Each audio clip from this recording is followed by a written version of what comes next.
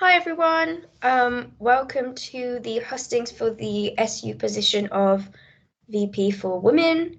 I'm Sarah, I'm going to be moderating, and these are two of our candidates. If you could both introduce yourselves, that would be lovely.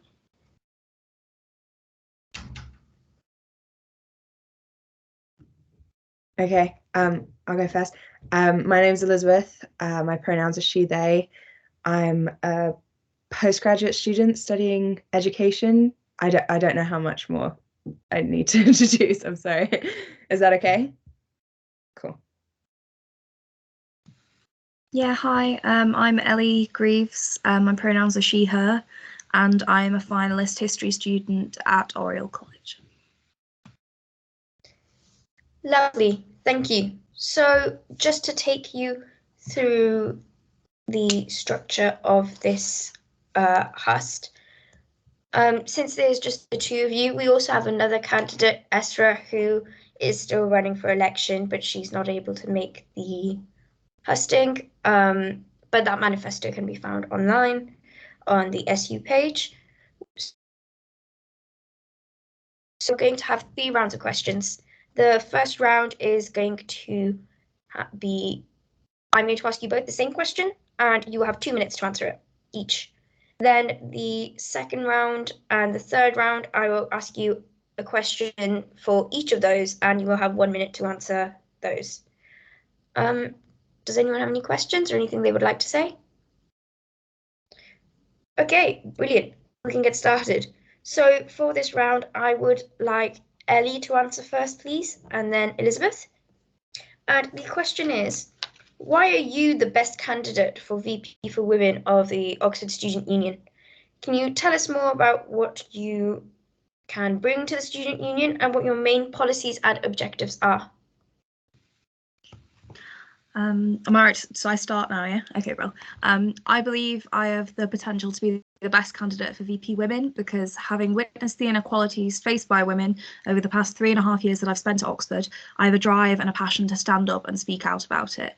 I'm a survivor of sexual violence. I've been told by male alumni I'm only worth talking to if I have sex with them after. I've heard women called various derogatory names at dinners and on the streets. As women's officer of my JCR and vice captain of Oriel's Boat Club, I have worked to further the experience of women, having important conversations about spiking, free menstrual products, and female support networks within a sports team. I am not scared to stand up for these extremely strong women. I care so much about ensuring that they never feel worthless, undermined, or alone. All of this experience means I am thoroughly invested in ensuring that women have a better time here. If elected, I have 3 aims: make Oxford a safe space, collate resources to make change, and have important conversations on women's health. With the first, I want to reform the Safe Lodge policy and work with clubs to prevent spiking.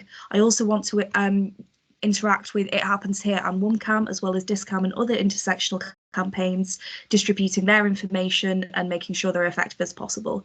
With collating resources, I think one of the main problems in Oxford is the collegiate system in terms of ensuring that we have change university-wide. So I want to make a code of conduct that any club, society or otherwise can use. I also want gender and women's reps of the past to put forth their resources in how they've brought about change in their college so that we can do it in different colleges. With important conversations on women's health, I want to continue the work of Kemi with the Terence Higgins Trust with sexual health. With mental health, I think it's really important, and I am a peer supporter, and I want to have talks on body image, eating disorders, and otherwise. If given the chance, I would love to be your VP Women for the upcoming year. Thank you very much. Amazing, thank you. Elizabeth, if you could go next, please. Okay, so trigger warning, I will be talking about sexual assault in the next bit. My name is Elizabeth, she, they pronouns. I'm a member and ally of LGBT community. I've also a survivor of sexual assault, one of the 97%. I'm a teacher, a postgraduate student, and I have been an undergraduate student.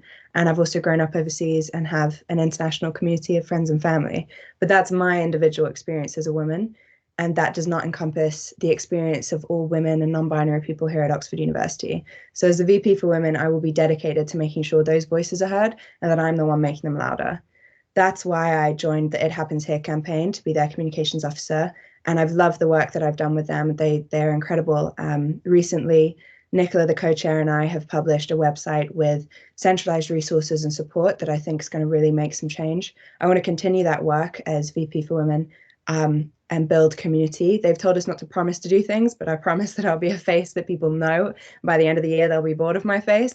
I want to make sure that there is a community where people are feeling heard and represented. And within that community, I want to be creating opportunities, breaking the glass ceiling, making sure there's workshops and training sessions and mentorship schemes for women and marginalized genders.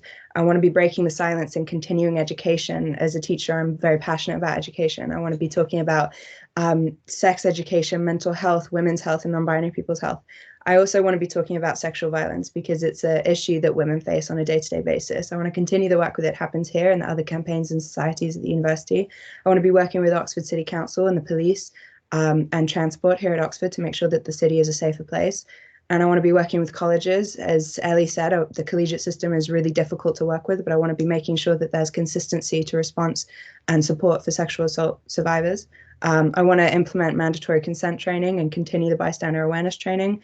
And I want to ban student and staff relationships. The rest you can see on my manifesto, but I'm very passionate and I'm really excited about this position. Thank you both. That was fantastic. So that is the end of round 1 of questioning. I hope you're both doing okay. Feel free to take a minute to just some water, have a break, breathe out. You both did very well, especially on timing as well. Thank you. So for round 2, I would like to ask you both the same question.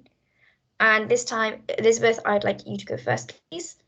So the question is, in both of your manifestos, you have mentioned working alongside other initiatives run by the SU, like It Happens Here, continuing the work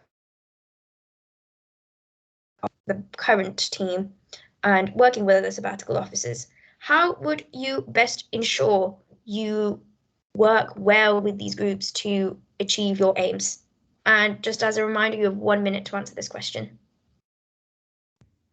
Okay, so I'm really lucky that I've been able to work with It Happens Here so far. I think the work they do is amazing, but I think Oxford can get really big with all the students, the societies, the campaigns, that sometimes that relationship between the student union and the campaigns isn't there as strongly as we need it to be. So I would make sure that I'm going to the meetings. I mean, we have a It Happens Here meeting, I think Sunday. I'd be making sure I'm going to those meetings as the VP for Women, as well as meetings with WOMCAM, Femme Society, all the other campaigns and societies that represent the goals that I would be aiming to achieve.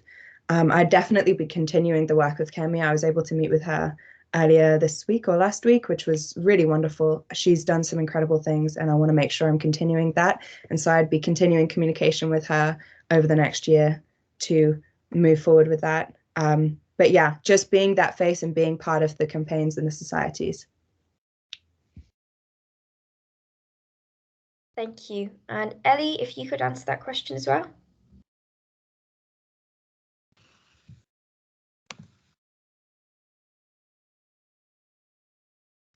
You're muted.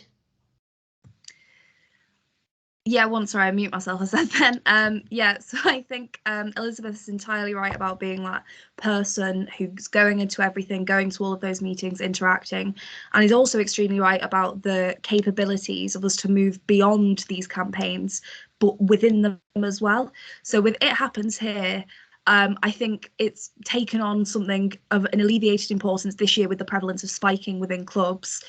And I want to work with them to ensure that we can get in every single college and make sure that they have got their own independent kind of preventative measures, whether that's cup covers, bottle stops, and that sort of thing.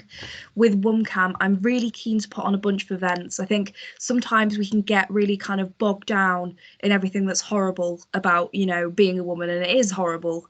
As we're entirely aware all of the time.